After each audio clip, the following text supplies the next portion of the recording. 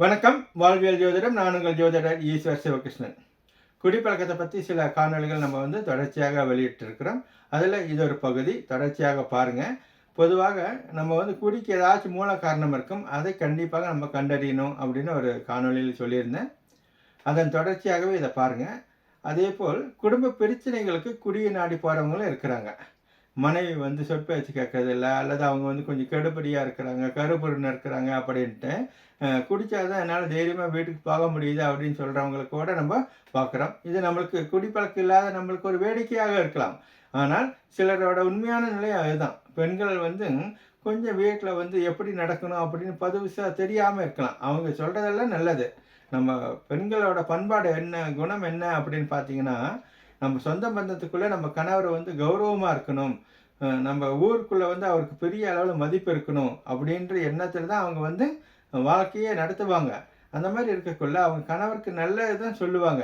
நீங்கள் குடிக்கிறது தவறு, இந்த மாதிரி செய்யாதீங்க, பிடிக்காதீங்க அப்படின்னு சொல்கிறது நல்லது தான் சொல்லுவாங்க. ஆனால் இடம் பொருள் ஏவல் அப்படின்னு இருக்கக்கூடியது. நம்ம எந்த சொல்ல எந்த இடத்துல நம்ம பயன்படுத்தணும், எந்த மாதிரியான சூழலை நம்ம நல்ல புத்திமதிகள் பேசணும், சொல்லணும் அப்படின்றது பெரியவங்களுக்கே தெரியாது. நல்லா படித்த அறிஞர்களுக்கு கூட அது தெரியாமல் இருக்கலாம். தடுமாற்றத்தோட சிலருக்கு யாருக்கும் எந்த நேரத்தில் போய் நம்ம புத்திமதி சொல்லணும்னு தெரியாமல் சொல்லி மாட்டிகிட்டு இருக்கிறவங்க கூட நம்ம பார்க்குறோம்.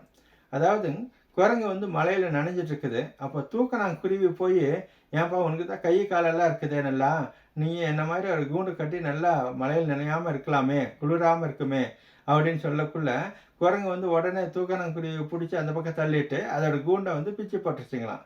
ஞானமும் கல்வியும் நவீன நூல்களும் ஈனருக்கு உரைக்கல் இடர்தல் தாமே அப்படின்னு சொல்லக்கூடியது. இது நம்மளுக்கு சான்றோர்களோட வாக்கு. இந்த பாடல் முழுமையான பாடலும் இன்னொரு காணொலியில் நான் போடுறேன். இது பார்த்தீங்கன்னாக்கா விவேக சிந்தாமணி அப்படின்ற ஒரு தொகுப்பில் இருக்கக்கூடியது. நம்ம நல்லது தான் சொல்கிறோம். ஆனால் யாருக்கு சொல்கிறோம், எந்த சூழலில் சொல்கிறோம் அப்படின்றத பார்க்கணும். நம்ம கணவர் குடிச்சிட்டு வந்திருக்கிறாரு அப்படின்னாக்கா கண்டிப்பாக நம்ம அவர்கிட்ட நம்ம என்னன்னாக்கா அவரை நல்லா சாப்பிட வைக்கிறதுக்கு தான் நான் ஏற்பாடு செய்ய சொல்கிறது. ஏன்னா சாப்பிடாமல் குடிக்கிறவங்களுக்கு தான் இரைப்பை ரொம்ப சீக்கிரம் கெட்டு போகக்கூடியதை பார்க்குறோம். இரைப்பையும் குடலும் அவங்களுக்கு ரொம்ப பாதிப்பு வருதுனாக்கா சாப்பிடாமல் குடிச்சிருப்பாங்க. அதே போல் சில குடிகாரர்கள் குடிச்ச கடைசியில் சாப்பிட்றதுக்கே தயங்குவாங்க. சாப்பிட்டாக்கா போதை இறங்கி போயிருமே, அதனால் எனக்கு சாப்பாடே வேண்டாம் அப்படின்னு ஒதுக்குவாங்க. அந்த மாதிரி இருக்கிறவங்கள கண்டிப்பாக நம்ம வற்புறுத்தினாச்சு நீங்கள் சாப்பிட வைங்க. நல்ல சாப்பாடு கொடுத்தா ஓரளவுக்கு நம்மளுக்கு குடியோட பாதிப்பு ஒரு உடம்புக்கு பெரிய அளவில் பாதிப்பு இருக்காது. அதுக்கடுத்து நம்ம அதுக்கப்புறமா அவர் கொஞ்சம் கொஞ்சமாக திருத்திக்கலாம் அப்படின்னு சொல்கிறது விளக்கம். அதே போல் நம்ம வீட்டில் கணவன் மனைவி நல்லா ஒற்றுமையாக இருப்பாங்க. திடீர்னு ஒரு சண்டை வந்துடும். சண்டை வந்தோடனே பார்த்தீங்கன்னாக்கா கணவர் உடனே டாஸ்மார்க் போயிடுவார். இப்போ அந்த மாதிரியான சூழல் கூட நிறைய இடத்துல நான் வழக்குகளை பார்த்துருக்குறேங்க. இப்போ இந்த சூழல் காரணம் பார்த்தீங்கன்னாக்கா ஒரு மாயையாக தான் இருக்கும். அதே போல் நம்ம அந்த ஒரு சின்ன ஒரு சண்டை வர்ற காரணமும் பார்த்தீங்கன்னாக்கா ஒன்றும் உதவாத ஒரு சின்ன கடுகத்தின பிரச்சனையாக இருக்கும்.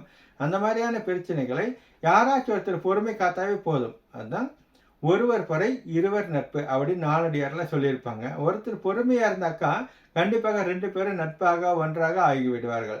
அதே போல் நம்மளுக்கு சில குடும்ப விழாக்களில் பார்த்தீங்கன்னாக்கா குடிச்சிட்டு சண்டை போடுறதே ஒரு பெருமையாக நினைக்கிறவங்களெல்லாம் நான் பார்த்துருக்குறேன். அதாவது நம்மளுக்கு எல்லாம் கலகலப்பாக இருப்பாங்க. நம்மளை எல்லாரும் முக்கியத்துவம் தரணும், நம்மளுக்கு கொஞ்சம் சமாதானப்படுத்தி எல்லாரும் நம்மளை கவனிக்கணும் அப்படின்ற மாதிரியான ஒரு மனவியாதியாட்டம் இருக்கிறவங்களுக்கு கூட நம்ம பார்த்துருக்குறோம். அத்தனை பேரை கூட நம்ம திருத்தியிருக்கிறோம்.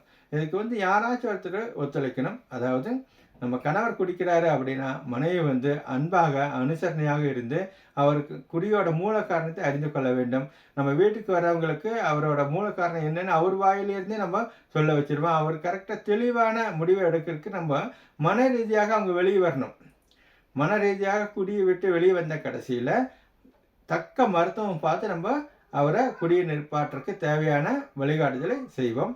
குடியை நிறுத்துறது பெரிய விஷயமே அல்ல. நம்ம கண்டிப்பாக குடிகாரர்களை திருத்தி நல்வழிப்படுத்தலாம். இன்னொரு காணொலியிலையும் நம்ம சந்திப்போம்.